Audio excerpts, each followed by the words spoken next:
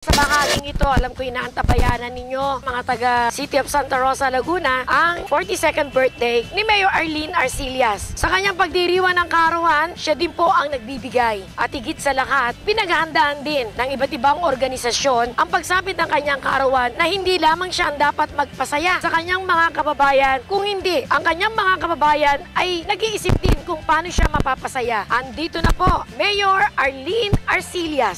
Mayor, congratulations, more power and happy birthday. Thank you, Rose. Thank you po. At magandang gabi sa kanilang lahat. Mayor, simulan po natin yung nakaraang linggo, yung nutrition office ninyo. Binigyan po kayo ng pagbating, binibigyan kayo ng cake. Yearly sinasagawa yung ating Nutrition Month celebration dahil doon po matuturuan po natin ang mga kababayan taga Santa Rosa kung paano po magsagawa po ng tinatawag ng mga programa tungkol po sa mga nutrisyon. Magkaroon tayo ng breastfeed, mga nanganak na sa ganoon. May iwasan natin ang mga pagkakasakit ng bata sapagkat ang breastfeeding meron pong natatanggap ang mga bata na kapag complete po ang nutrients ng gatas na dinedede ng ating mga sanggol. Sa pag-breastfeed, ang nanganak ay makaiiwas siya sa mga sakit. Meron po na i-decrease the incidence of breast cancer, ovarian cancer. Pwede rin pong makaiwas siya sa diabetes, mga cardiovascular disease. Yun ang kahalagahan kung bakit kami ay nagsasagawa ng ganitong uri ng celebration. Nakatitipid ang ating mga magulang dahil hindi ka nabibili ng gatas, hindi pa natutuklasan ng scientist o nagagaya o naduduplicate ang formula ng breast milk. Walang malnourished kapag dumedede na ating mga anak na sanggol. Sa pamumuno po ni Mayor Arlene Arcillas, laging una Santa Rosa.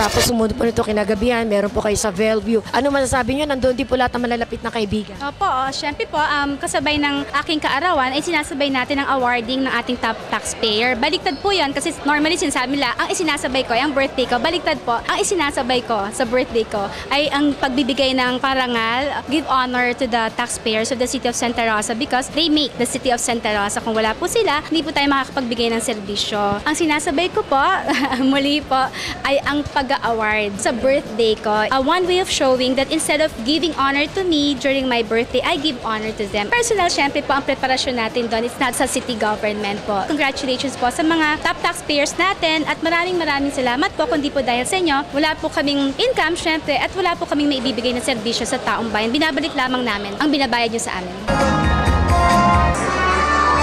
And of course, kasama po rin natin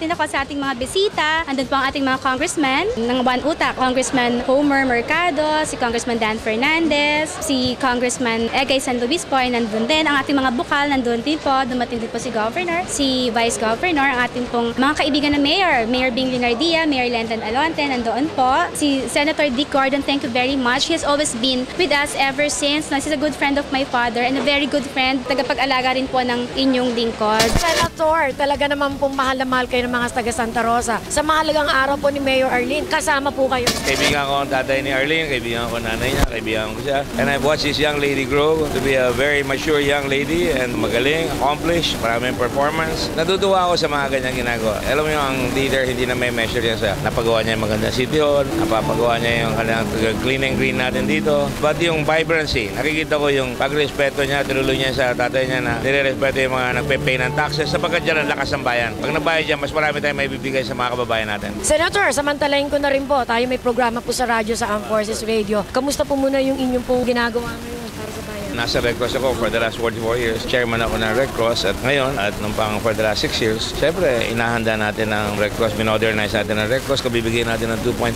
million sa Japan. Hindi tayo ang tumanggap, tayo nagbigay. Marami na tayo nabigyan na iba, pati Amerika binigyan natin. Hindi dahil sa nagyayabang tayo, $25,000 yung nabigyan natin sa Amerika nung Katrina para lang makiisa. Pero ngayon, pag humingi ako ng tulong, mas marami binibigay sa atin. Kasi hindi naman transactional yan, pero hindi tayo pwedeng palaasa. Tinuturo ko kasama natin sa Red Cross na hindi tayo dapat palaasa. Kailangan ang inaatupag natin yung alleviating human suffering at itaas natin ang dignidad ng tao. Kaya kung ikaw palaasa, wala kang dignidad.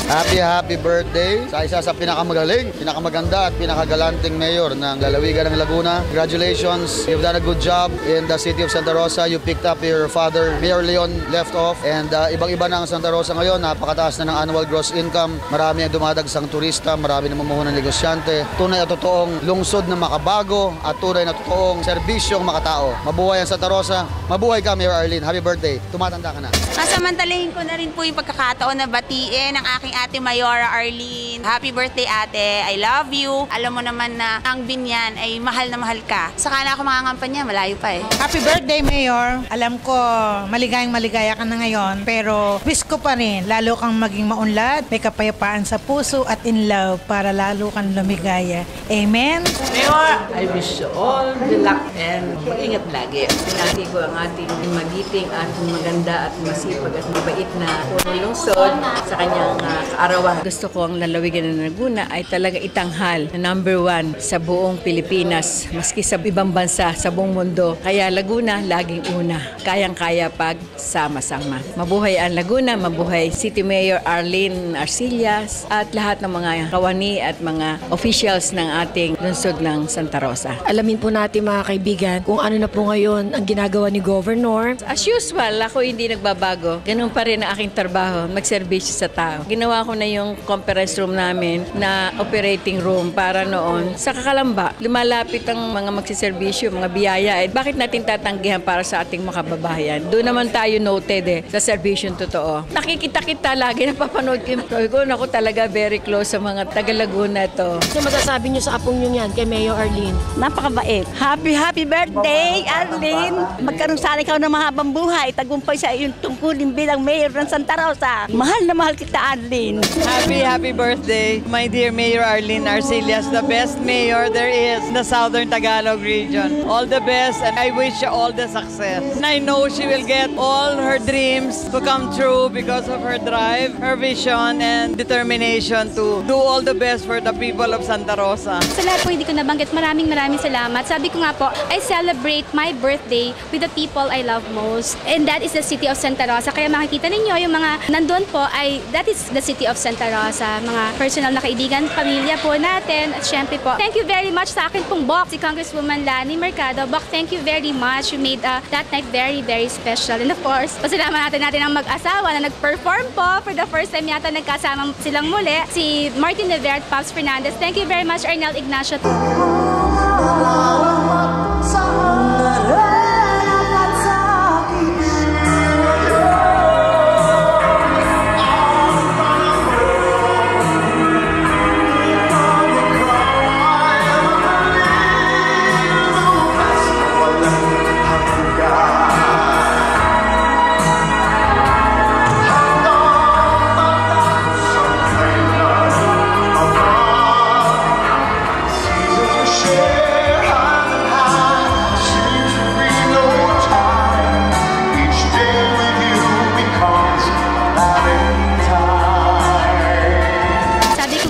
It is one way of showing to them na sila po ang aking pamilya. Ever since I assumed, yun naman po ang ating pinangarap. Kasi before, alam mo naman, may mga divisiveness sa lungsod ng Santa Rosa. And I really worked on that. I really worked on making Santa Rosa, again, a peaceful community, balance, develop, pero masarap pong tirahan.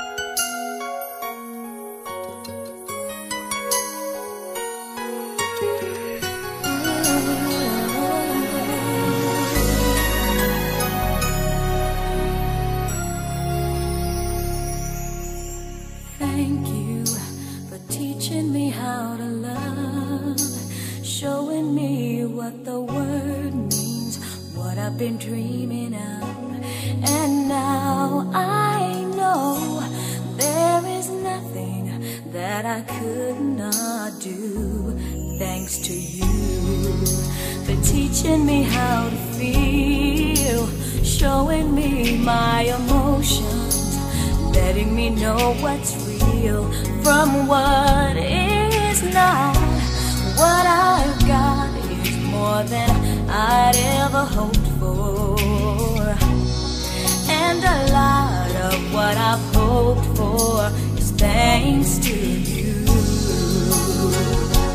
No mountain, no valley, no time, no space, no heartache, no heartbreak, no far from grace can stop me from believing that my love will pull me through. Thanks to you.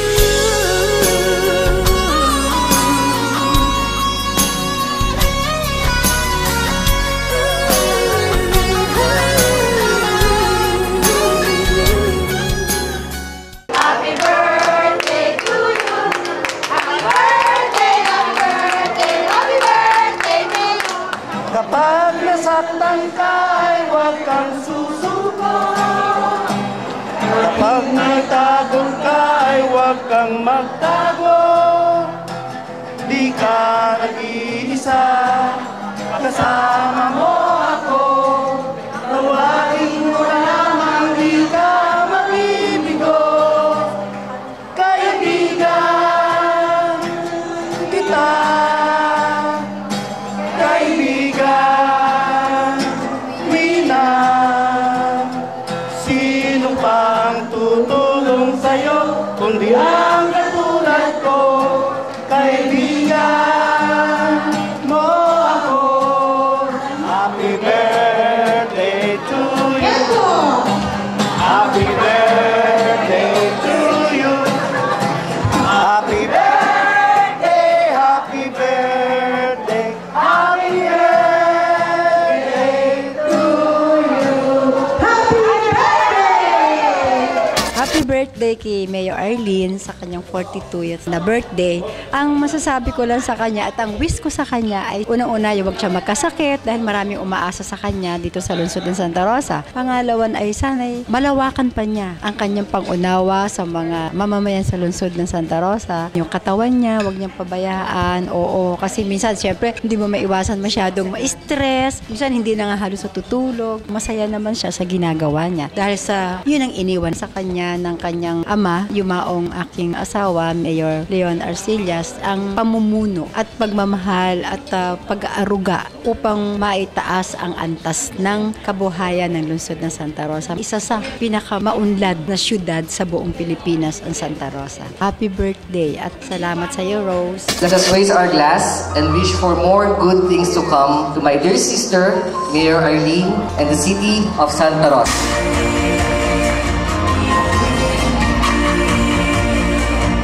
Happy birthday to you, everybody.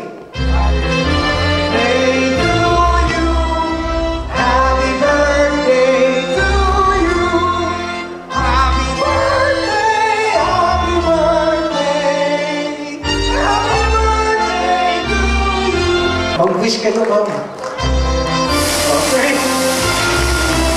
Happy birthday, Mayor! Happy birthday, happy birthday, happy birthday to you. Meron ba tayong cake? Meron, Mayor, pang Vice Mayor Arnel Gomez. Kaya kunyari naiiyak kayo. Mag-wish naman kayo. Ay, pikit mata lang. Yan.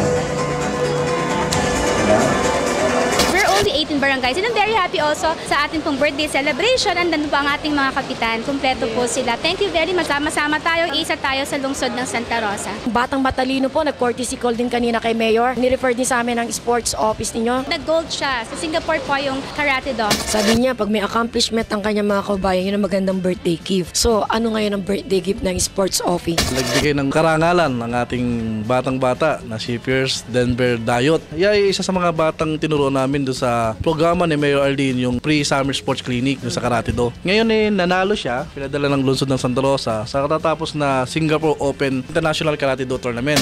Ngayon ang napanalo mo? 2 gold po. Anong ginawa mong laban? Katat committee po. Yung committee po sparring. Sinong coach mo? Si Sir Jeff or kaya si Sir Jun. Happy birthday, Mayor. Thank you kay Mayor Arlene Arcillas sa suporta. Nakakatuwa naman, no? Makita natin na nakikipagsabayan tayong mga Pinoy at ang nanalo ay taga Santa Rosa, Laguna. Ibig sabihin, tunay na inaalagaan ng lungsod ang ating mga manlalaro, sir. Si Mayor Arlene naman, very supportive sa lahat ng programa, lalo na sa sports. Si Pierce, isa lang ito sa mga atleta natin na sumali sa Singapore. Actually, 5 sila. Kasama dyan yung isa sa sports staff namin na si Ma'am Donna, na kung saan siya po ay